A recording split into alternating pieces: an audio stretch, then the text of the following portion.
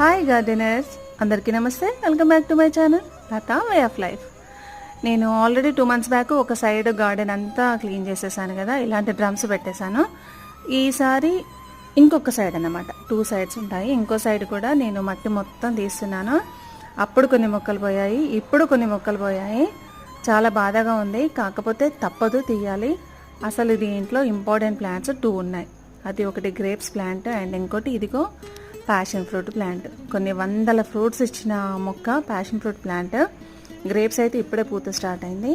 So వీటిని మళ్ళీ తీసి పెట్టడం అనేది ఎంత గగనం అయిపోయిందంటే చాలా తిప్పలు పడాల్సి వచ్చింది. ఈ 2 మొక్కల్ని వేళ్ళతో సహా తీసేసి ఆ డ్రమ్లో, ఒకే డ్రమ్లో 2 మొక్కలు సెట్ చేశాను.